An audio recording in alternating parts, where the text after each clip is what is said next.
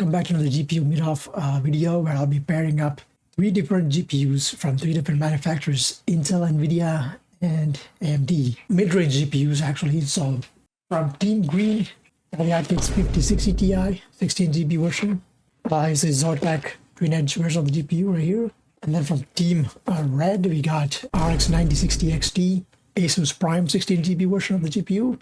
And then finally, representing Team Blue, we got the Intel Arc B580, the Intel reference card. So everything is about 8GB of VRAM, okay? Those are the only ones that I recommend. I don't recommend any cards below 8GB in 2026. These are somewhat the mid-range cards from all of these GPUs in this generation. And this time I'm testing out Crimson Desert. It took me a while to get to this video because, you know, we didn't have the Intel Arc support when it released. It took them about a month and a half to actually make this possible for the Intel Arc card. So that was one thing. And then they keep dropping more and more updates every single time. So I had to, you know, make time to get some things set up and ready. So I was recording one GPU and then I was like leaving the other for another time because, you know, I have jobs and stuff. And they kept on releasing new updates every week. So it delayed my process. Had to like re-record some of the footages because, you know, I had to make sure everything was on the same batch.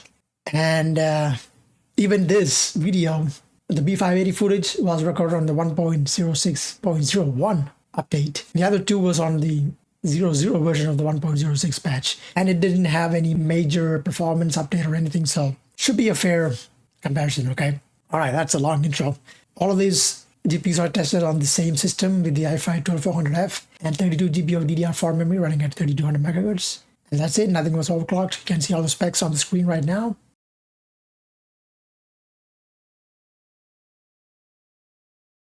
Okay, so that's it. Now I'll be testing the game out on 3 or 4 different scenarios, mostly with 4K, 1440p and 1080p on raster settings. And then with the ray reconstruction or ray regeneration turned on. And then finally, some upscaling and some frame gen. So that's about it. But yeah, before that, I gotta mention something about the ray reconstruction part of this. Because on the Arc system, the Intel Arc, they don't support this natively, even though they have the option to enable it. They do not support ray reconstruction at all. So I just had to put that out there. Even if that was the case, I did make the comparison on that as well. Let's get into the video. It's been a long intro. You know, but I just had to get everything off my chest. So starting off on 4K raster.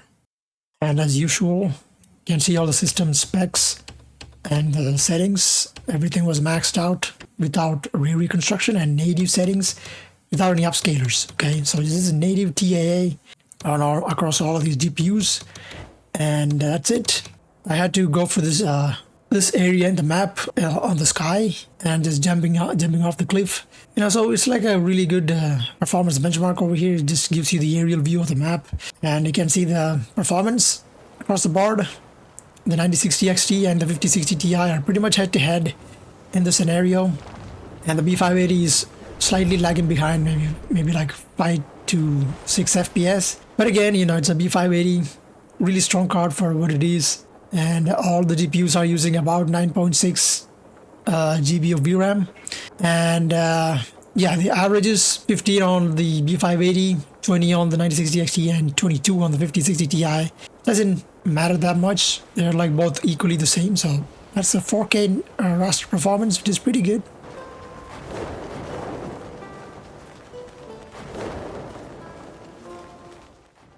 Now moving on to 1440p, you can see the settings over here again. Just down the resolution to 1440p and that was it. Nothing else was changed across the board. And doing the same test again from the Sky Island. You can see starting off, we are starting at 30 something FPS on the B580 and 40 to 50 on the 9060 XT and 5060 Ti. And as soon as you start falling down, you can see it's dropping 10 FPS and averaging about 28 FPS on the B580, 42 to 45 FPS on the 9060 XT and 5060 Ti over here. And again, pretty much kind of the same performance on the AMD and Nvidia cards on 1440p native max resolution. So this is one of the most intensive scenarios you can do in the game. So actually not bad performance for the B580 either. So that's 1440p.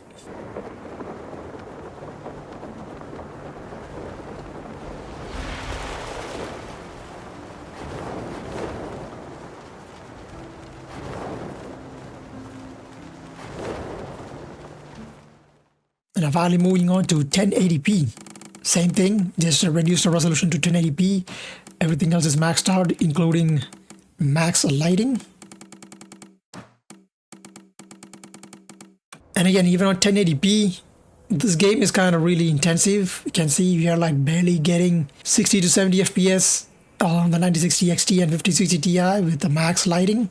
And it's going to reduce even further when you just drop down, getting us close to 50 to 55 FPS on the XT and the 5060 Ti, and close to 40 FPS on the B580. So falling behind 10 FPS compared to the other two. Just again, not too bad for a $250 card. In my opinion, it's really solid for its price point. And all of these cards are using about 6.5 to 6.8 GB of VRAM. Just again, really impressive for this game. I don't know, for some reason this game doesn't use a lot of VRAM, but that's what it is, man. So the more you fall down, the more you're closer to the ground, the better the FPS is going to be. And that's 1080p. Actually pretty solid performance across the board.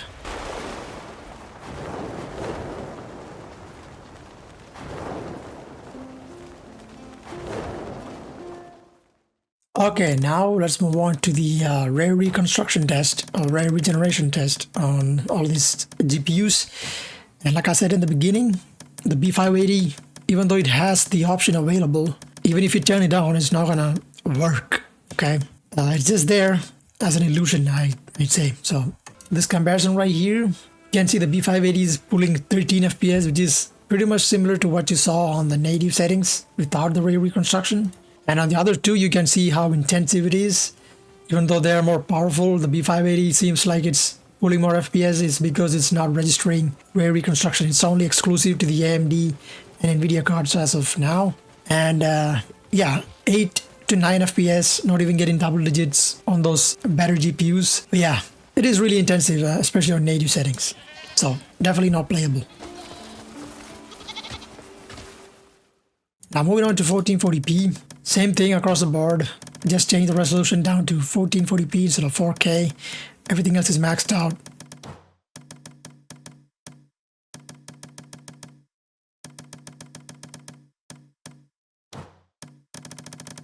And now you're finally getting more than 15 FPS on the 5060 Ti and the 9060 XT. And again, the B580 is right there. Just I don't know why I even included that in this comparison, but just so you guys get an idea that even though the option is available and turned on, it's actually not working on those settings, okay? So yeah, the 25 FPS on the B580 is actually without the rare reconstruction. But on the other two cards, it's actually the real thing, getting you close to 16 to 17 FPS. And seems like the 5060 Ti has the upper hand with the rare reconstruction. And now finally on 1080p, everything maxed out.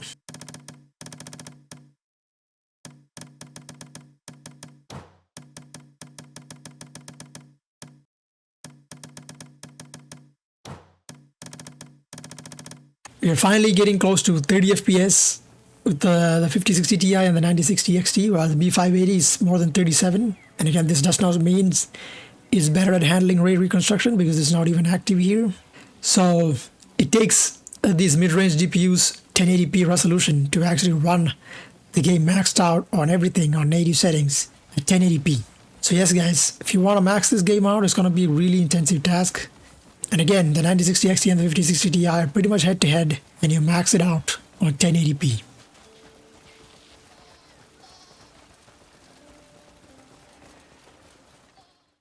Now let's move on to some upscaling performance. So I'm gonna keep it to balanced settings and 1440p. Why you ask me 1440p is because 1440p seems to be the most popular resolution in 2026.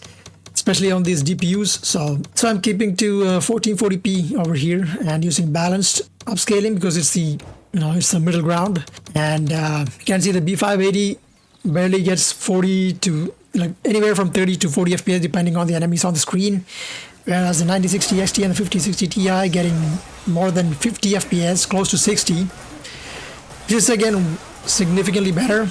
And the 9060 XT seems to be a little bit better right here because it has lesser enemies on the screen compared to the other two. I tried to, replicate the same thing on the 9060 XT, but for some reason, it wasn't triggering a lot of enemies.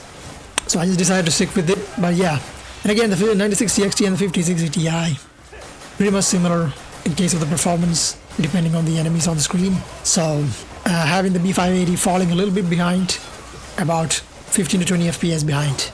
So yeah, and this is on maxed out settings with max lighting. And now let's move on to the final section. Is going to be the frame gen. Again, maxing everything out and balanced upscaling on 1440p with 2x frame gen. And I'm not going anything about 2x frame gen because AMD, unfortunately, even today, only has 2x frame gen support. Even the B580 has up to 4x. So I had to, make it fair and go for 2x frame gen because I don't know, man. AMD, you gotta step your game up. That's the only reason I'm going to 2x frame gen. The day AMD goes up to 4x, I'm gonna have to go for the 4x frame gen test across all the GPUs as well. So, but yeah, for now, it's gonna be 2x frame gen, balanced settings, and maxed out graphics preset. You can see we are getting 100 something FPS on the 9060 XT and the 5060 Ti, and 81 to 90 FPS on the B580. And you can see the B580 is also dropping the FPS down below 60 in some scenarios, depending on the enemies on the screen. And all of these GPUs are still using less than 9 GB of VRAM. So yeah, the 9060 XT and 5060 Ti are in a really solid position.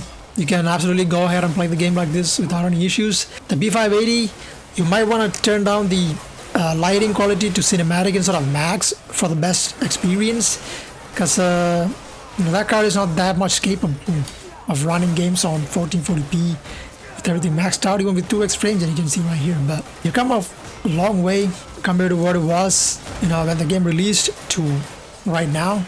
So I couldn't be mad about it. But in this category, I'm gonna have to give it to the 9060 XT for more stable FPS compared to the 5060 Ti and the B580. So that's the frame gen performance. Is gonna be the last test in this video.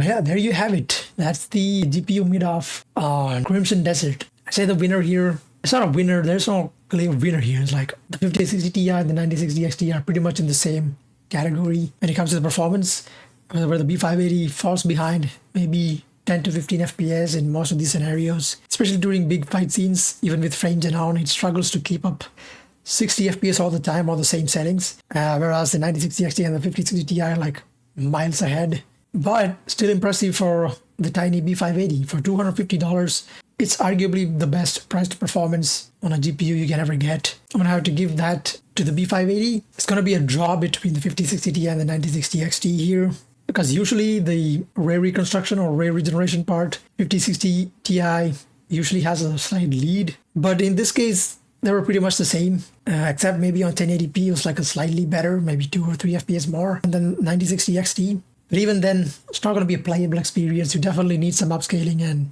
a little bit of frame gen to pull it off, especially with ray reconstruction turned on.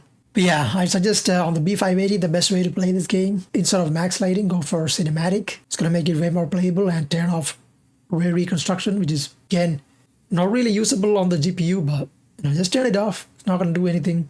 And 2x frame gen would be really solid as long as you turn off max lighting. That's about it. The other two GPUs, you can play it really well on 1440p, even with ray reconstruction or ray regeneration turned on. And that's it. So I hope you guys find this video helpful. If you did, leave a like and subscribe to the channel for more benchmarks like these and comparisons. Crimson Desert, they have come a long way. Parallels has been putting up a lot of new patches and updates. It's a really good thing to see. And I don't think it's going to get any better for the performance side of things. For the B580, it's been pretty good. From the first update when they released for the B580 or the Intel Arc support, it was so blurry to a point where now is way better and much more clearer on the XeSS upscaler. So overall, in pretty good standing for all of these GPUs in Crimson Desert. So yeah, let me know what you guys think about it in the comment section. And I hope you guys are having a great time wherever you are. Catch you guys in the next one. So take it easy and peace out.